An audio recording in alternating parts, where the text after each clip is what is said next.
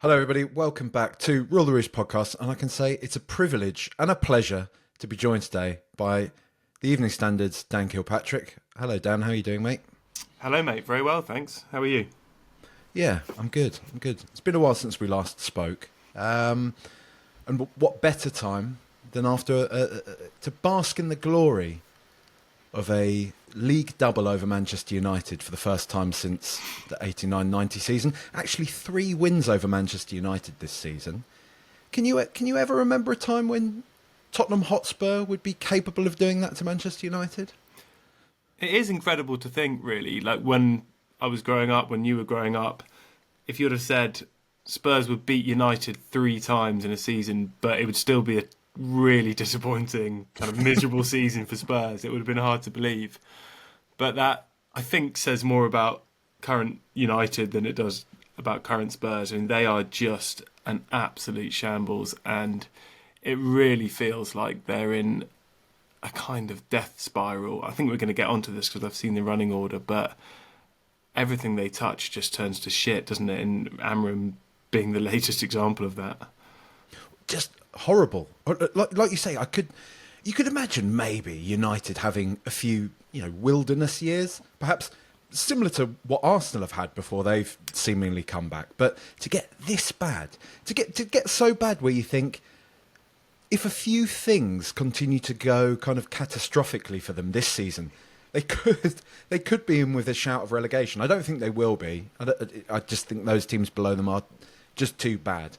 But I didn't see anything from Manchester United yesterday, despite Sky's protestations the other way that they were somehow getting a foothold in that game, to suggest that United had anything at all on a Spurs side, which I think, is it fair to say? I don't think it's too negative to say Spurs weren't particularly great yesterday, were they? No, Spurs weren't particularly great. I mean, the first thing to say is I think I saw some people, including Miguel Delaney from The Independent, say what a terrible game it was. And I think, to be fair to Miguel, he was talking about the kind of quality of the football. And I think that's fair enough. But I actually thought it was a reasonably entertaining game. Like, it was quite back and forth. There were lots of shots. There were lots of kind of half chances. It was pretty open at times, particularly in the first half. I thought Spurs deserved to win on the balance of play. But they were also kind of lucky to get the win at the same time. I think of that Garnacho chance in the first half, that Xerxes header toward the end. I mean, if Diallo was playing, I think United would have scored, put it that way. But then I also think if Solanke was playing, Spurs would have scored more than one. The strange thing, and I said this on Blue Sky about Spurs' situation going into that game, was you looked at the squad, and given what's come before over the last kind of 2 months of winter, it looked in an incredibly healthy state. And you just thought, wow, This is a turning point. This is a new phase of the season. All the players are back. Look at that squad. Look at that bench. But actually, Spurs were still missing their 2 first-choice centre-halves, and arguably their 3 best centre-halves, if you think kind of Dragusin's still number 3. And their 2 centre-forwards, in Richarlison and Solanke. And in a regular season, going into a home game against United, or any game of that magnitude, without your 3 centre-halves and your 2 centre-forwards, would be a kind of disaster. And you'd think, oh, God, this is a terrible time to play them. But the sort of Overton window, the perception of Spurs' injury situation and the state of their squad has shifted so much that it felt like a fantastic result. And then, of course, United were the ones with the injury crisis, and that kind of shifted over the last week, really. All their players got injured in training over the last few days, and they had all the kids on the bench. So from that point of view, it was the kind of perfect team to play and the perfect time to play them for Spurs. Obviously, our previous Premier League game, we've overcome a really good Brentford side, a really solid, organised. We know what Thomas Frank does to his football teams. The sort of game you wouldn't expect Spurs to win, especially a Postecoglou Spurs to win. We've come through that. And then, as you say, despite Manchester United's problems, it's still Manchester United. Spurs, with their own issues as well, have come through a really tough, really dogged performance. Something we've been crying out for Postecoglou to really instill into this team. It's great to win beautiful, swashbuckling games of football, but those really ugly games, we haven't really managed to get over the line with him thus far. But it feels like that's starting to change a bit. Do you think this kind of moment for Spurs could be, without overstating it, a kind of a turning of a corner for the Postecoglou project? Or do you think we still need to, the famous Jurgen Klopp? I don't even think it is Jurgen Klopp. It's the Poundland Jurgen Klopp from Southampton, isn't it? The karma. You're gesturing, which isn't going to help people listening to this as a podcast. It's you're not. kind of It's doing not the calm down karma gesture. hands, yeah. I think the latter. I think the calm down gesture rather than the turning point. I think the big frustration with this season and the Postecoglou era in general has been Spurs not building on big results or good results. I haven't got all the examples off the top of my head, but you only need to go on Soccerbase and have a look at Spurs games this season to see that's the case. Man City being a great example. You win 4-0, and what was the game after that? I can't remember. Spurs didn't win it. Liverpool in the cup, then go and lose quite insipidly to Arsenal. And I appreciate, that was a tough game. But I think there have been so many examples this season of Spurs just not building on good results. And for that reason, I'm kind of very wary of ever saying, I think that was a turning point, or I think that was even a significant juncture in the season. You need to follow these results up. And in some respects, Brentford was another example of that. Again, it was a very, very difficult game going to Liverpool in the League Cup. But Spurs produced a kind of dogged, backs to the wall performance and got the win at the G-Tech, and then followed it up with the two really kind of meek performances and chaotic performances in the Cups, and went out the Cups. And they put together another decent performance against United. I think there are reasons to be optimistic that this could be a turning point, or at least the start of a new phase of the season. But for me, that's more about the signing settling and the players coming back and the weeks of rest between these two games than the kind of manner of the football. But I think we need more evidence. We need to see Spurs follow it up with a win over Ipswich, who they should really be beating next weekend. And then obviously it's City midweek, and they look like they've kind of turned a corner in the last few weeks, but most of, if not all of the players kind of should be back by that point. So, I feel like for me, it's kind of time to stop deferring judgment on Spurs. I mean, I found it genuinely difficult over the course of the winter to be too critical of performances. There've been a couple of points where I think, Postecoglou's got that wrong, or the players haven't showed up, or whatever. But the injury crisis has been just so severe, and I do have a lot of sympathy for what everyone at the club's been dealing with. But that feels like it's coming to an end now, and it feels like we need to be able to say, look, you had a good enough side to do better, or whatever, and you didn't, and that's not good enough. So that's the kind of phase of the season I think we're entering now. Before we, I guess, get onto some of the bigger issues, the protests and everything like that, I just want to stay on the positive vibes train after we beat Manchester United. A few kind of glimmers of hope throughout this period for Spurs. One of the big ones, namely, has been the late arrival, at least, of Jed Spence, who I was particularly effusive of after in my post-match pod. I mean, to you, do you look at this from the outside and think now this guy is unquestionably one of Tottenham's better players now? He probably needs to be first name on the team sheet, if you like. Yes. I mean, he's been the player of 2025 so far. And I think he's been a bit of a phenomenon, really. I mean, he was brilliant again yesterday. He's playing out of position at left back. Ali Gold has made the point in a piece today, which I thought was an interesting one, that actually he might be even better suited to left back than right back in Postecoglou's system, because he's right footed, so he's able to invert kind of more naturally on that side. And I think, I imagine that with some of the off-field questions about him, one of the issues that Postecoglou might have had with him would be that ability to invert, which obviously Udogie and Porro can do quite comfortably. But just watching him yesterday, I mean, in the first half, he was playing in front of the press box on our side, and just every time he gets the ball, he is so positive, always looking to play a pass forward or a risky pass through the lines, or just carry it. If there's an inch of space, he will try and exploit it. And I think that's exactly what Postecoglou wants. And B, just so calm. Any situation on the pitch, no matter the pressure or the number of players on him or whatever it may be, he just looks like he's got a cool head and is ready to deal with it. He's quick, he can get back, he's defensively sound, he's very good on the ball. He's got, as I said, a very positive mentality. So yeah, he's great, and I would be interested in seeing him on the right because that is his natural side. I think his crossing with his left foot is getting better, but it's still a bit patchy, and there were definitely a couple that he overhit yesterday.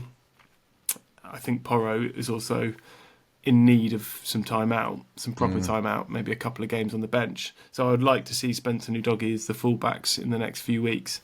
But yeah, he's been great, and I suppose it does raise the question. And I think I've tended to defend Postecoglou over his selections and his rotations. I think Spence and probably to a lesser extent Reguilon are two you look at and think they just should have been playing earlier, and probably if they had, Udogie wouldn't have been out for 6 weeks with a hamstring injury, and Porro wouldn't be in the state he's kind of in at the moment. It's funny because I can't see any discernible weaknesses in Jed Spence's game, which is quite crazy. It's quite crazy to think of a lad that we had on loan at Genoa with an option to buy for pennies, really, a few months ago, where now I'd be livid if Spurs sold him for anything less than 50, 60 million, which is it's kind of mad. And I think what he also slots into, and what excites me about it, is because so much has been made the past few months of Arsenal and Liverpool especially seeing in this new era that's maybe transcending Guardiola's era of Premier League dominance, of technical players who are also very physical, very big, very strong, very quick players, which it seems like it would go hand in hand with any elite level sport, but apparently this is those two clubs reinventing the wheel. But when I look at somebody like Spence, he's also that as well. He just physically, he's such a huge presence. And the fact he has that technical backing to go with it, just I find very exciting. Another example of that, who I've been incredibly pleasantly surprised by, is Kevin Danso, who seems to have just slotted in effortlessly. He has I said it yesterday, I think there are some comparisons to be made with him and Mickey van der Ven to a degree. I think they have many similar attributes. And it's kind of heartening. Whilst I guess Christian Romero's future is still up in the air, we don't really know what's going on there. There's influencers spotting him in Qatari airport lounges and things like that. Who knows? But I think the recognition, really, that you can bring in a viable defensive option who looks really good almost immediately and not break the bank, does kind of, I've got to say, I hate to say it in a way, but does kind of validate Levy's approach to a degree. I know, isn't that... I'm going there. Before I spend the second half of the pod really digging him out, I just think he looks really good, really promising early doors, don't you think? Yeah, I think it's too early to draw any really firm conclusions on Danso, but I do think from what I've seen, draw a lot of confusions, to be fair, Dan, so I get. I do think he has looked very comfortable very quickly, and that's really encouraging. He just does look like a good fit for the Postecoglou approach, and by extension, kind of any modern approach, I guess, any sort of progressive style of play, in a way that I hate to dig him out because the poor man has just suffered a terrible knee injury, in a way that Dragusin never really has. Dragusin's looked much more comfortable in the games when he's had to do backs to the wall defending and kind of sit on the edge of his box or even repel balls from the edge of the 6-yard box, whereas Danso looks like he's happy to sort of play on the halfway line, like Van der Ven and Romero are so good at doing. And he's got the kind of recovery pace to get back. I think we saw that with that late challenge on Højlund yesterday, shortly before he went off. So yeah, so far so good. And he's decent on the ball. When he spots an opportunity, he'll kind of drive forward and carry it out as well, which I think is part of the job of playing in this Postecoglou side. So yeah, it looks a very, very smart signing. And he seemed like he might be, at the time when you sort of saw Spurs hijacking a deal that Wolves had done for a defender from France who, let's be honest, most people probably hadn't heard of. You thought, are they being opportunistic or are they desperate? But actually, so far so good. I think I've been encouraged by what I've seen, definitely. I guess to move this on, we can look at Manchester United. We can look at as we've spoken about, the incredible, imperious Ferguson era and how that's crumbled to the state that it's currently in. Should they provide a cautionary tale for Tottenham and for Daniel Levy, who we may have this incredible business model outlined at least, but surely that's got to be underpinned by the performance of a football team. And I think I think it's fair to say that maybe our eyes have been taken from the ball slightly when it comes to Tottenham's success on the pitch. 18 months without a signing during the Pochettino era, so on and so forth. This strange flip-flapping we've had with managers the past few years. Do you think really that Spurs could be in trouble? This season might not be a one-off. Spurs, all right, we've hopefully avoided relegation, or at least a relegation conversation this season.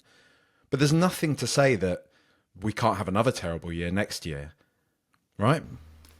Yeah, you got there yourself in the end, but I was just going to say, I don't think Spurs need United as a cautionary tale. They've got their own cautionary tale this season, and there's not much between them and United. They're having the same season. I think United were ahead of Spurs before that game, and now Spurs are 2 points, 1 point ahead of them.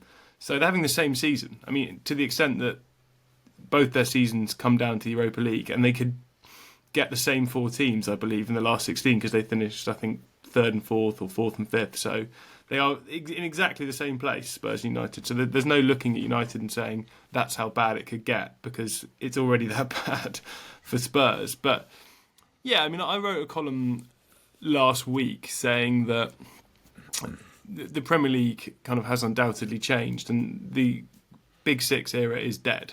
That seems pretty clear to me. There's no longer a sense that there are certain clubs that can attract outstanding managers and outstanding players that most of the rest of the Premier League can't attract. That's just not the case anymore. Everyone from Bournemouth to Fulham can hire an elite coach. We've seen Bournemouth do that, and buy elite players. And so only the clubs that are really canny, well run, and stay ahead of the curve can expect to compete at the very top. And at the moment, Spurs and United cannot be classed in that category. They cannot be said to be ahead of the curve and be kind of fantastically run. So it's not a huge surprise that they're kind of both where they are in the table.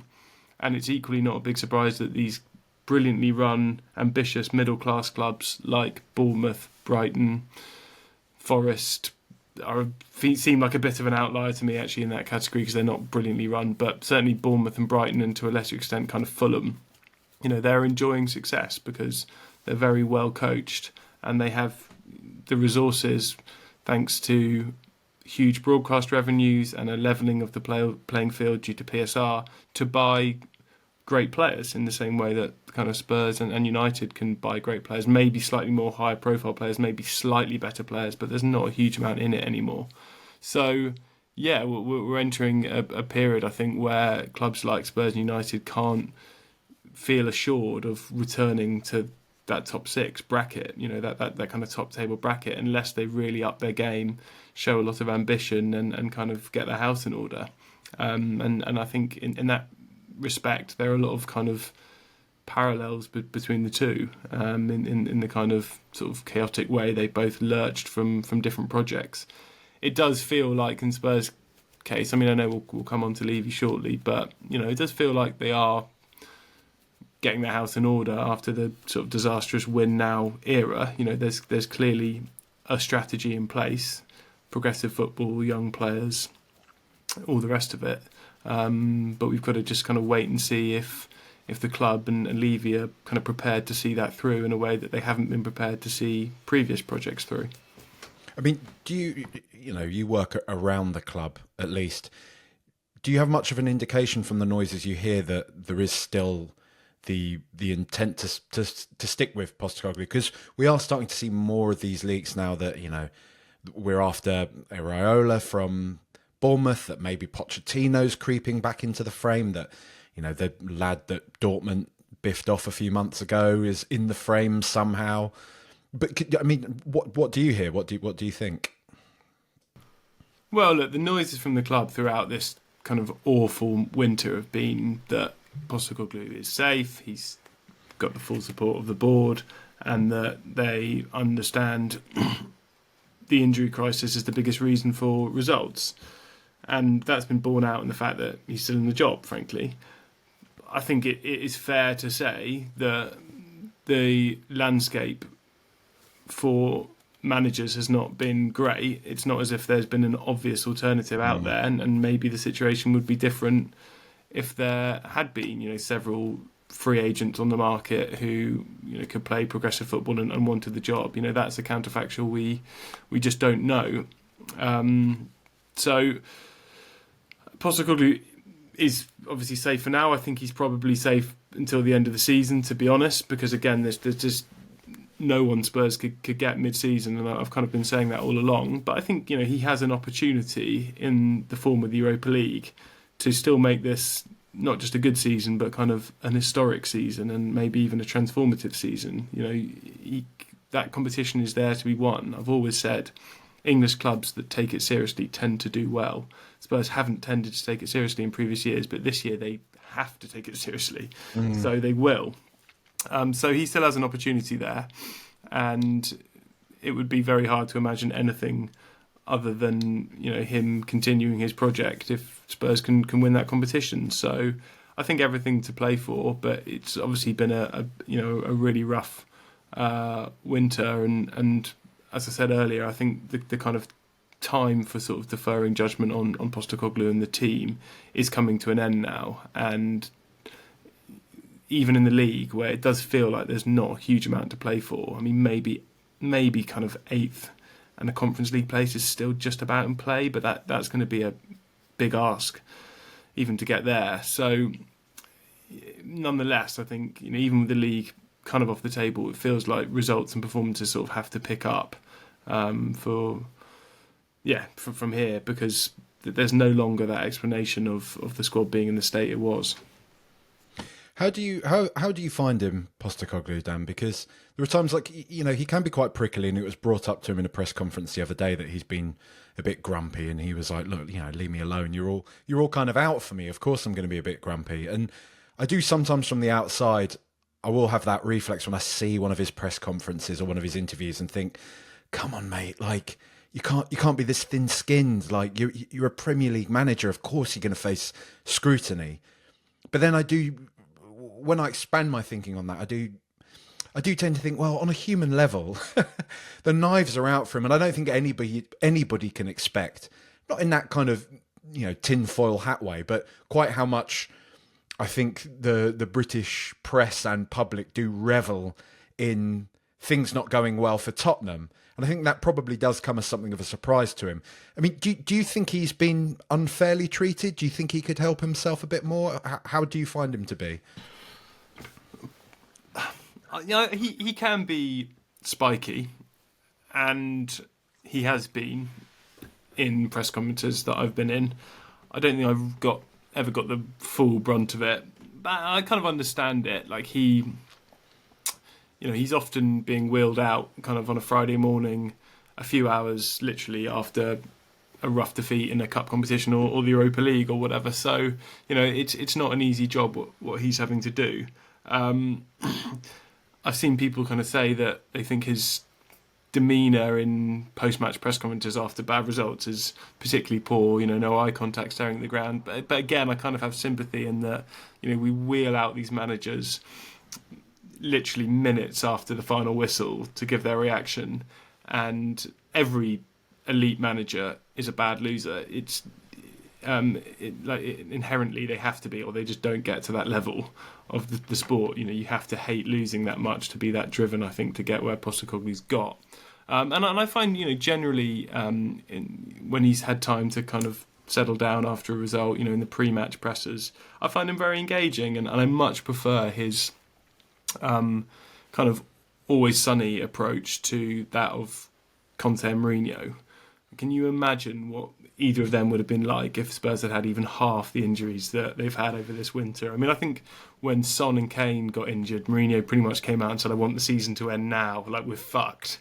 And Postecoglou's always kind of managed to maintain, not only... he's always managed to maintain a kind of degree of optimism, and he's consistently spoken about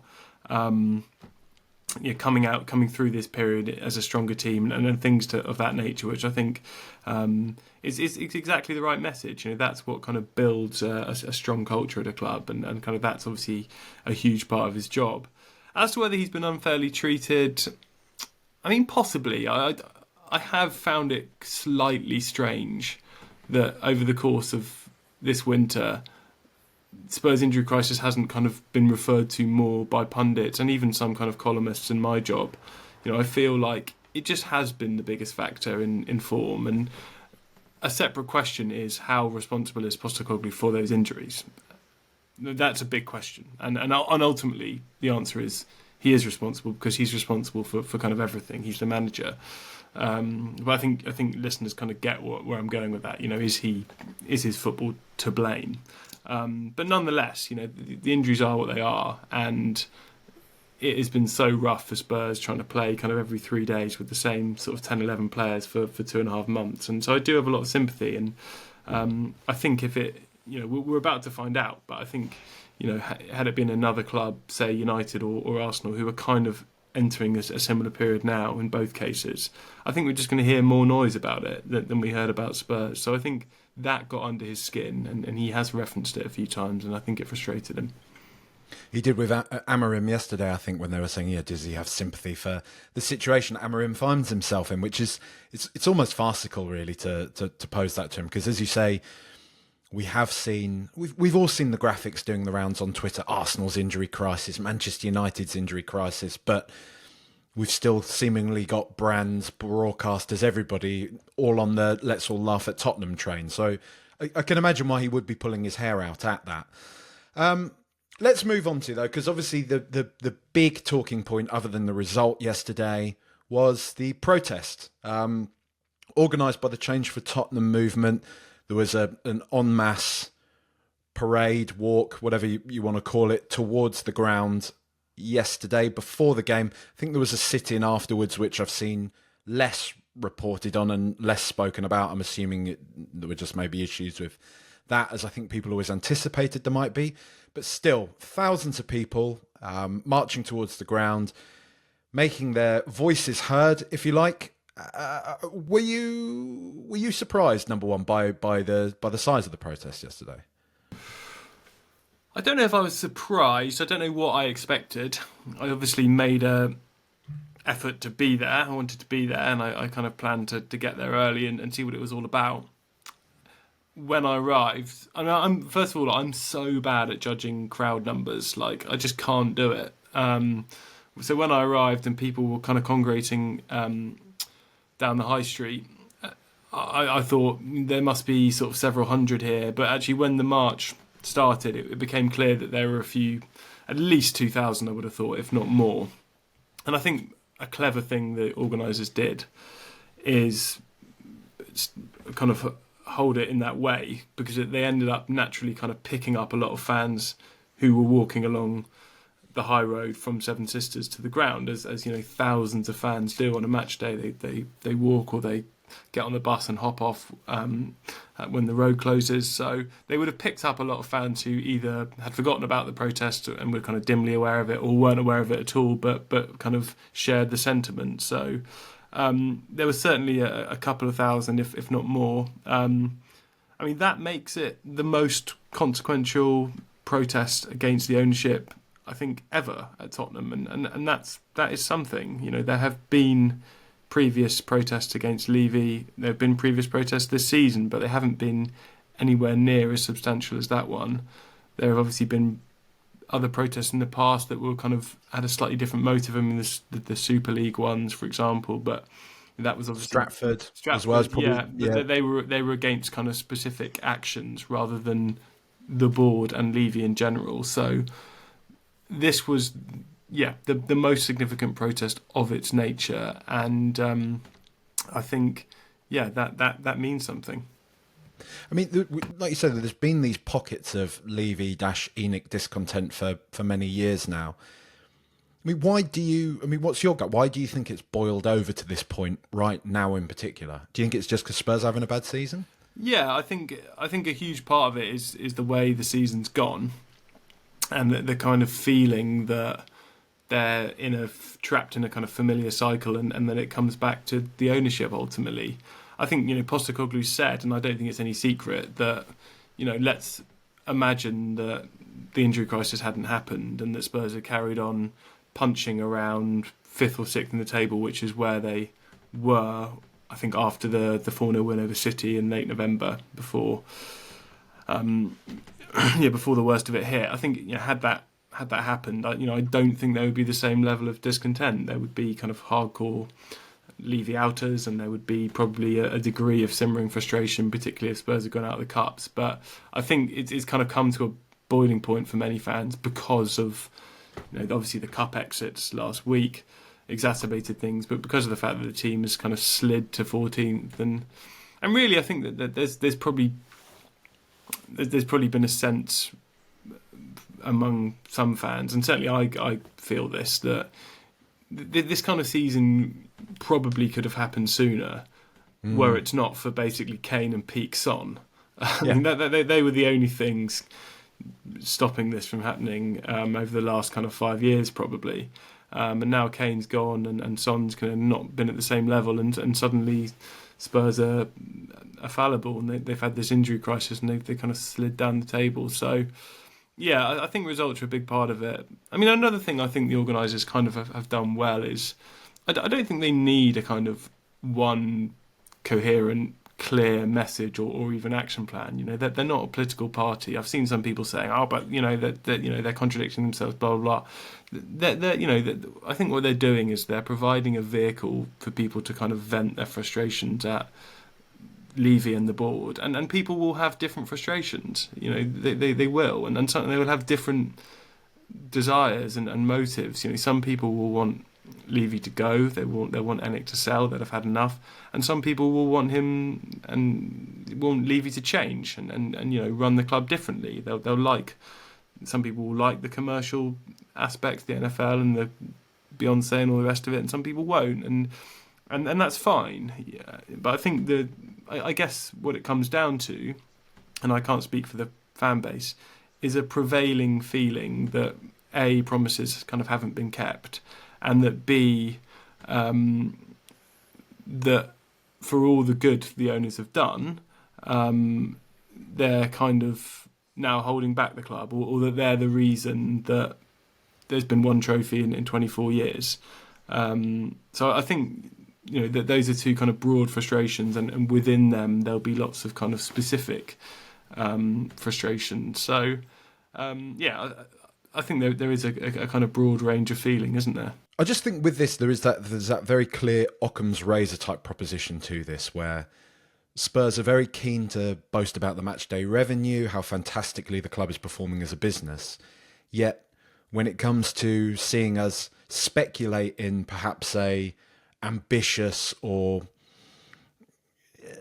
a way that carries with it an air of risk, the club is still hesitant to do that. We still see the club operate much in the same way as we have done in previous iterations of various projects under Martin Jol, under Maurizio Pochettino and everything like that. I think when you look down the road, if you like, to Arsenal dropping £100 million on somebody like Declan Rice, a game-changing stadium, there's a slip of the tongue, a game-changing signing, you could probably say that Spurs still aren't really doing that. And I think it does build a level of frustration as fans being charged the highest ticket prices in the country, one of the highest ticket prices in Europe, to come and watch them again play under this, I guess, just this restriction that's placed upon them by the ownership. And I think there's no clear or cohesive message from the ownership as to why this is. I mean, you spoke about, and it was interesting, I wanted to touch on it. You spoke at the top of the podcast about the fact that the Premier League has changed. This idea of there being a big six really is defunct now. It doesn't really exist anymore. And there's a part of me that wonders still if the club have really caught up with that. I think there's a part of me that if I was to project this onto Daniel Levy and to the people around him, I still think it feels like there's a sense that, well, we're Spurs now and our place in things is up here. And I think they take for granted the fact that there's a lot of hungry clubs, well-run clubs that are breathing down our necks. It doesn't really matter how smart we've built the club from being a mid-table or lower-end Premier League table to being one of the, at times, best sides in the country that reaches a Champions League final, that gets involved in title races. You're only as good as the season that you're in at this point in time. And Spurs just they need to keep up. And I think I'm hoping that a season like this will really serve as a reminder to the people that run the club that you just it doesn't matter. You can have your 5-year plan or whatever. The Premier League is relentless now. It won't give you the time or the grace or the space to build whatever your blue sky vision of Tottenham Hotspur is. You have to compete here and you have to compete now. And I think Spurs, my personal feeling of that is they've lost sight of that. They've taken probably Harry Kane, they've taken Son Heung-min for granted. And I think they have taken the supporters for granted. I know we can be quite precious about things as people are, right? And I think there were various different circumstances that have presented themselves over the past few years that have perhaps been more unfortunate than deliberate. Them apologising to the NFL before they did to Spurs fans that the stadium was running late. Things like that are kind of held on to. I hold on to it myself. I'm not saying I'm above that. But I do think right now, the fact that a movement, because like you say, it's easy at the end of a game when Spurs have been really bad for a few 100,000 people inside a stadium to sing Daniel Levy, get out of our club, because maybe some of them have had a few beers, maybe some are just wound up about a result. But when you've actually got an organised movement that is mobilised, coming at a time like that, I think it stops the wider world looking in at this and thinking it's just a load of yobbos getting angry after a game. This is actually something that people have taken the time and patience to get organised on, to have their voices be heard. So I agree with you in the respect that this doesn't need to be a party political manifesto. This can quite simply be a lot of fans saying, I'm not really happy with the way the club is going anymore, and you need to make a change or we are going to continue to do this, right? Right, yeah, I think that's it. I mean, and the fact that you've mentioned Spurs apologising to the NFL, which is something I'd completely forgotten and wasn't really aware of. Again, it just illustrates that people will have different things that they've kind of held on to over the years. Some of the fans at that protest were probably there because they're still unhappy about Saha and Nelson.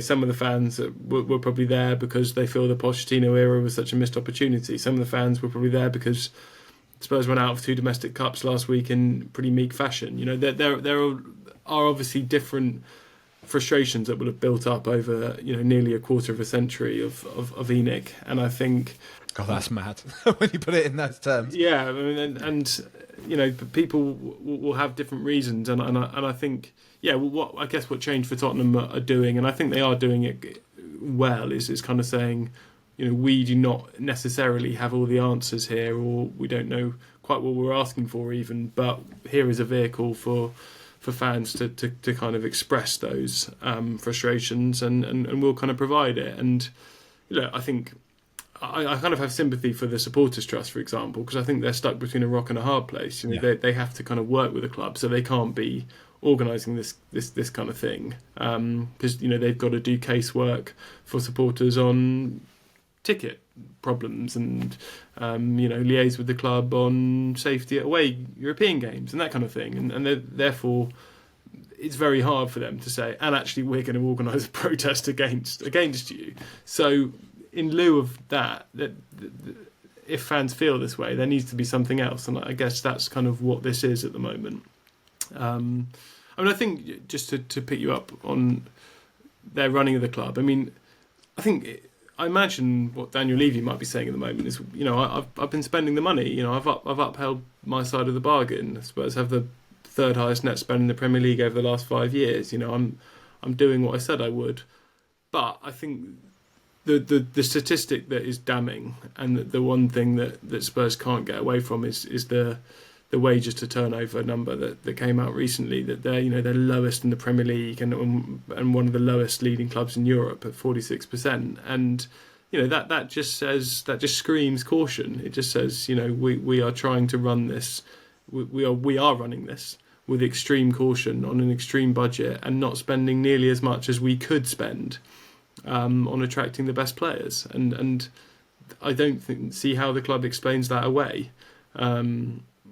I guess, again, they might say, well, we've got lots of young players and they'll end up earning a lot of money when they're superstars. But, as we've seen, the evidence on the pitch is that this season is that a lot of them aren't superstars yet. So I think that's the problem, that number for Levy and ENIC, because it just screams of caution and kind of trying to be a big club without spending the money to be a big club. And the number one correlator to success on the pitch is wage spend.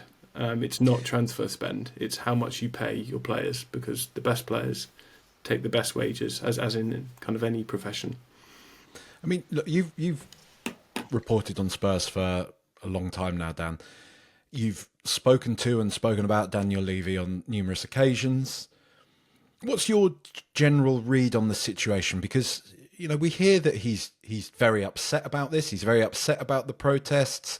He has consistently felt that he's doing a really good job at Spurs. He often reflects upon the state Spurs were in when he first took charge to where they're at now, the near misses and everything that Spurs have had. I think it was Donna Collin the other week talking about the amount of semi-finals and finals that Spurs have been in under ENIC's stewardship of the club, and that they've only generally missed out to clubs who have far greater resources available to them than Tottenham. But do you feel that he really is somebody that has this big Machiavellian plan going on, that he is trying to fleece supporters, that he's trying to drain money out of the club for these ambitious hotel projects and property portfolios and everything? Or do you take him on his word that he is somebody that, all right, he's not bloke down the pub, it ruins his weekend if Spurs don't win, but still a supporter of the club, somebody that wants to achieve sporting success with the club, and although his vision to achieve that may not align with everybody's, signing £100 million players or whatever, he still does very much have his eyes fixed on achieving trophies and achieving success with Tottenham on the pitch. Someone said to me years ago now, in fact, I asked them about Levy. It was after a controversial decision. I called someone up and said, "Do you think that do you think Levy drove that? Why do you think he did it?" And the contact said, "Look, the way to understand Daniel is that he will always do what he thinks is best for Tottenham, but he always thinks what's best for Tottenham is what's financially best for Tottenham." Or even and that was what they said. But I wonder if what he also is thinking. What's financially best for the shareholders of Tottenham. And I think that was it. I'm kind of aware. I'm a bit wary of saying that because I'm kind of wary of like tropes around Levy as well. But I think that does kind of make sense to me. He is someone who thinks he's always got the best interest of the club at heart, but he will generally look at the bottom line above anything else. And I think in football it is about more than the bottom line. A football club is a business, but it's a business with a soul. You could just say that the supporters are the soul. And I don't think Levy has over the years kind of looked at those kind of personal or even kind of moral aspects. The Super League, furloughing staff, whatever it might be. He's always made a decision that seems kind of financially driven above all else. And I don't think he has a feel for the kind of moments where you kind of need to take a risk and you need to kick on. He's run the club in a very astute way in many respects. He has looked after the bottom line, and to go back to that wage to turnover figure, you look at Villa flirting with nearly 100%, and that's obviously dangerous, and there will be consequences. It's unsustainable, isn't it? It's unsustainable, and that, there will be consequences presumably down the line for clubs that are run like that. And Levy hasn't run Spurs like that, and in many ways he's been an absolute visionary in getting the club to the place it's in now, where actually they don't kind of need football revenues as much as they did, because they have this incredible stadium and other revenue streams. And I know that concerns fans, because they think, well, in that case he doesn't care about the football. But I think while he's been a kind of visionary on the business side, he just obviously hasn't been on the football side. He doesn't have the same feel for putting a football project in place and seeing it through as he does for an infrastructure project or a business project. And that's been the problem, really. So I think he has done many good things for the club, clearly, but of course I understand the fans' frustration, and it does ultimately have to come back to the ownership. You look at the record, and it's not good enough for a club of Spurs' size. There's been too many missed opportunities, and that there comes a point where you can stop blaming the manager, because the pattern's repeated so many times, and you have to blame the people above the manager. So yeah, well, that was my kind of rambling thoughts on it. But I think I don't think he's, to conclude, kind of deliberately, some kind of Machiavellian figure, as you say, out to fleece supporters. But I do think he's, flawed and doesn't have a sense for kind of when to roll the dice and when not to. And I do think he's overly cautious. I think you are very right as well to highlight in yours that there are a lot of there's a lot of tropes, aren't there? There's basically a lot of anti-Semitism that follows Daniel Levy and this type of thing. So I'm being very mindful to veer away from. Yeah, no, I'm very wary of it, and particularly when you talk about kind of the financial aspect and greed and all the rest of it, because that obviously plays into the tropes we're talking about. I'm also not for a minute saying anybody that has issues with Levy is an anti-Semite or anything like that. But before I keep digging this one further, me neither. Just to be clear. Yeah. Do you know anything, Dan? Just off the record, whilst clearly being totally on the record, about this Qatari takeover lark? Have you heard any whispers? I mean, we've all heard the whispers. I've heard the whispers. They've been doing the rounds for a while. Obviously, there was the story in The Guardian last week that I think you're referring to, was about some private investors from Qatar potentially taking over the club and keeping Levy in charge. And it was a canny story in many ways, because I think the two rumours that had persistently been doing the rounds was of Qatari interest and Levy staying on in the event of a takeover. So this story kind of brought those two rumours together. You're beyond saying that I'd heard the whispers. There's nothing much I can add, really. I believe, although the club has always denied it, that Levy did hold talks with Nasser from PSG a couple of years ago about a minority investment. That never went anywhere. But there has been interest from Qatar. And I think it is fair to say that it's kind of well known and well talked about that Levy would kind of like to stay on in the event of ENIC becoming potentially a minority partner. I haven't written that because I haven't kind of been able to double source it, but I don't mind saying it because it's been reported by The Guardian, and it's been rumoured for a while. I mean, in terms of my take on that, I find it very, very interesting, because I think Levy does feel like, I hesitate to say the word toxic because it might be a bit strong, but obviously there's a lot of unrest towards him by supporters. So it's almost hard to imagine that a company would buy Spurs and then say, we want to keep this guy who's a kind of lightning rod for frustrations in place. But equally, I mean, and when we're talking about Qatar, it does feel like kind of the worst of both worlds, doesn't it? It's like, here's some questionable human rights record and Daniel Levy. But I could sort of see a way Yeah. where it was almost kind of spun to fans to be a huge positive, because I think almost every fan sort of accepts that Levy is brilliant on the commercials and the business side, but just hasn't been good enough on the football and hasn't had a clear vision for the football. So if it was kind of a case of, well, he's going to stay on as executive chairman or CEO or whatever, and he's going to keep doing these NFL deals, and he's going to keep bringing in the kind of extra revenue streams, but he's going to be backed by someone else's money, then I could see that flying, frankly. I mean, I don't know what you think.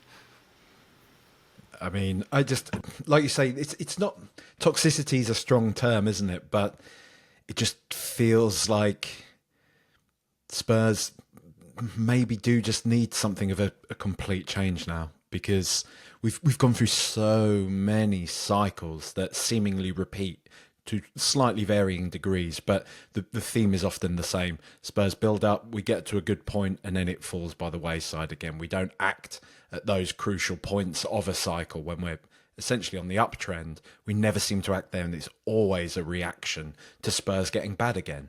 And I think that's been the most disappointing thing about the build of the stadium, the build of the infrastructure, everything around the club, the amount of resources that have become available to the club. As a result of that, we've still seen the club act in a very, very similar fashion. And maybe that's just, I mean, I posed the question on here before that it might not be that Daniel Levy is unwilling to do stuff because he's worried about the finances of something. There may be that part of Daniel Levy that wants to be validated for this approach working.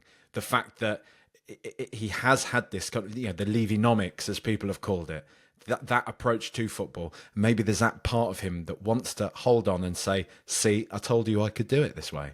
I told you all I could do it this way. And it might be an element to the whole thing that is missing from the discussion.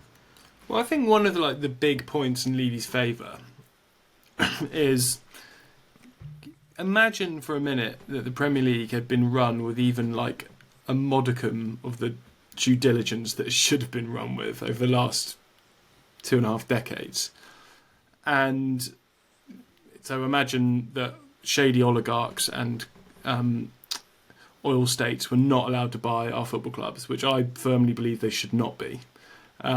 Then just think how much more successful Spurs and Levy would have presumably been. If there were no Abramovich's Chelsea, there were no Abu Dhabi Man City, there were no Saudi Newcastle.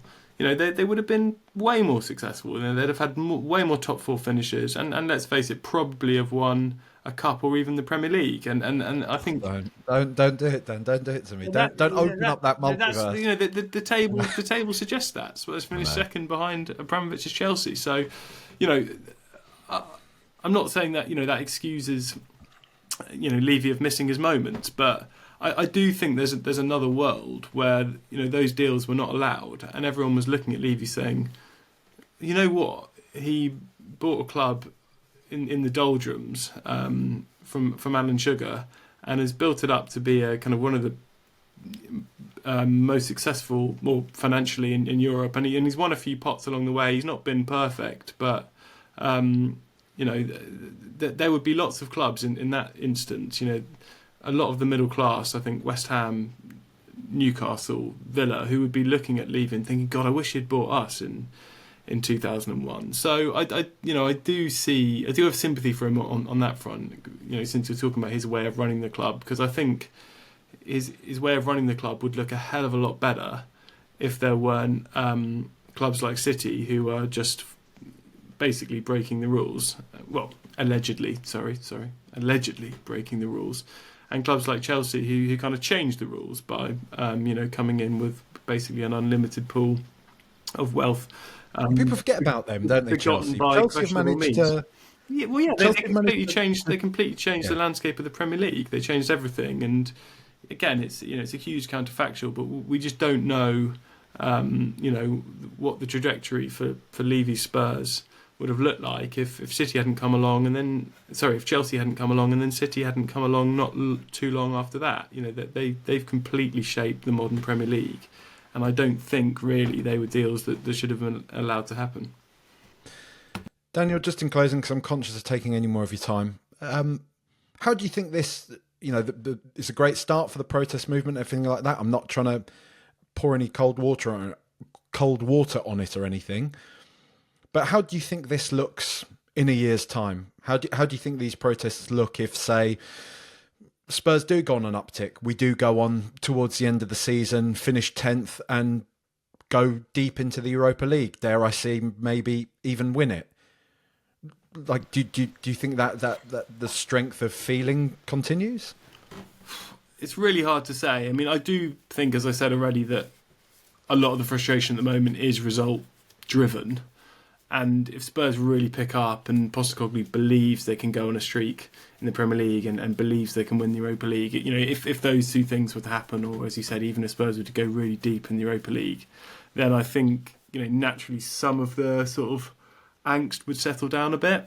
But there will, until Spurs win something really, or get back to the sort of place they were in under Pochettino, where it felt like they were challenging to win the biggest trophies. Until they get back to that place, I think there will be this simmering undercurrent of frustration and resentment at the board, because, as we've touched on, that there is just so much water under the bridge, and perhaps Postecoglou actually said the other day, it will be hard to kind of repair this bond while the ownership remain in place, which was a very honest thing for him to say. But I think it's kind of fair enough, because there's so much kind of history there.